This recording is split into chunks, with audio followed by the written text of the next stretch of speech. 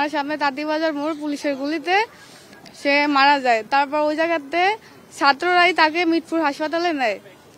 তারপর আমরা 6 আগস্ট সারাদিন খোঁজাখুঁজির পর আমার ভাইয়ের মৃত্যুর খবর আমরা শুনতে পেরে মিটপুর হাসপাতাল থেকে আমার ভাইয়ের লাশ আইনা আমরা আমাদের গ্রামের বাড়িতে দাফন কাফন করি। তারপর আমার ভাই যেহেতু ছাত্র আন্দোলনে মারা গেছে ওই ছিল, তাহলে আমার ভাইয়ের মৃত্যুর অবশ্যই আমরা বিচার চাই। এই কারণে আমরা মামলা করতে গেছিলাম।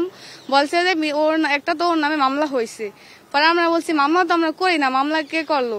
তারপর আমরা কাগজ দেখলাম যে মামলা করছে বাদী সে লোকমান, তাকে আমরা চিনি না, তার বাড়ি ভোলা। প্রায় 80 জনের নাম দেওয়া পরে 500 থেকে 600 জনের নাম অজ্ঞাতক দিছে, যাদের সাথে আমাদের কোনো সম্পর্ক নাই। মামলা দিছে বড় কথা হচ্ছে আমার ভাই মারা গেছে মিটপুর হসপিটাল, সে দিছে ঢাকা মেডিকেল। আমার ভাই মারা গেছে 5 আগস্ট, সে দিছে 4 আগস্ট। আমার ভাই রাতে মারা গেছে, সে দিছে সকাল 11টায় মারা গেছে। আমার ভাই সবকিছু মিথ্যা মামলা দিছে। মিথ্যা মামলা আমার ভাইয়ের বিচার আমরা পাবো না, সঠিক বিচার। এই কারণে আমরা এই জায়গায় মারা গেছে বংশাল, সে মামলা দিছে মিরপুরে, তা আমার এই মিথ্যা মামলা তো আমরা বিচার পাবো না, সঠিক বিচার। এই কারণে আমরা এই জায়গায় আমাদের অভিযোগ করতে আসছি। 11 জন, শেখ হাসিনা সহ ওবায়দুল কাদের, তাপস।